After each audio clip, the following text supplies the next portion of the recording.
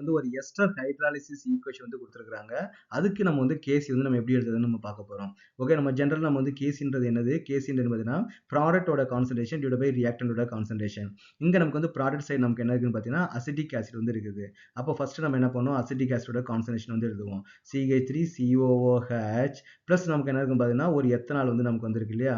அப்போ எத்தனாலோட concentration C2H5OH ரெண்டுமே வந்து பார்த்தீங்கன்னா 1 மாலிகுல் தான் நமக்கு வந்து இருக்குது. 1 மோல் தான் இருக்குது. அப்போ நம்ம வந்து பார்த்தீங்கன்னா பவரில் எதையும் ஆட் பண்ண வேண்டிய அவசியம் கிடையாது. டிவைட் பை ரியாக்டன்ட் சைடில் நமக்கு என்ன இருக்குன்னு பார்த்தீங்கன்னா எஸ்டர் வந்து இருக்குது. What is the ester? CH3COOC2H5 வந்து இருக்குது. அதோட கான்சன்ட்ரேஷன் இன்ட்டு நமக்கு என்ன வரும்னா வாட்டரோட கான்சன்ட்ரேஷன் H2ஓட கான்சன்ட்ரேஷன் வந்து நமக்கு வந்து வரும். ஓகேவா?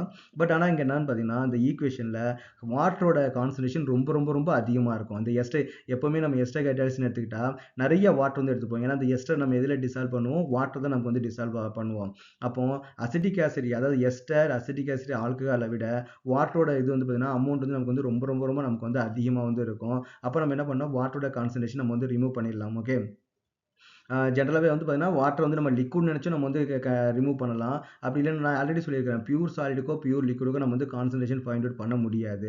இங்கே வாட்டர் வந்து லிக்விடும் நம்ம வந்து ரிமூவ் பண்ணலாம். ஆனால் நம்ம என்ன பண்ணோம் இங்கே எஸ்டரை வாட்டரில் நம்ம டிசால்வ் பண்ணி தான் வச்சிருப்போம். அப்போ நமக்கு வந்து வாட்டரோட கான்சன்ட்ரேஷன் நம்ம வந்து இங்கே வந்து ஃபிக்ஸ் பண்ணலாம். பட் வாட்டரோட கான்சன்ட்ரேஷன் ரொம்ப ரொம்ப அதிகமாக இருக்கிறனால number of moles of water வந்து ரொம்ப அதிகமாக இருக்கிறனால நம்ம வந்து அதை வந்து ரிமூவ் பண்ணிடணும். அப்போ இதுக்கு வந்து பெர்ஃபெக்டான கேசி என்ன? கேசிக்கான ஈக்குவேஷன் என்னன்னு பார்த்தீங்கன்னா CH3COOH இன்ட்டு வந்து நம்ம என்னன்னா ethanol concentration into ethanol concentration C2H5OH concentration divide by நமக்கு என்ன வரும் பார்த்தீங்கன்னா எஸ்டரோட கான்சன்ட்ரேஷன் CH3COOC2H5ஓட கான்சன்ட்ரேஷன். அப்போ இங்கே நம்ம வாட்டரோட கான்சன்ட்ரேஷன் நம்ம ஆட் பண்ண வேண்டிய அவசியம் வந்து கிடையாது.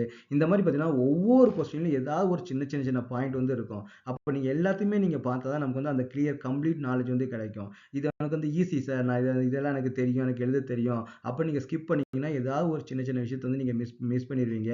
அதனால எல்லா வீடியோவும் பாருங்க, அது மறக்காம நோட்ஸ் எடுங்க. அந்த வீடியோவில் என்ன பாயிண்ட் இருக்குதோ அந்த பாயிண்ட் நோட்ஸ் எடுங்க. It's very very important.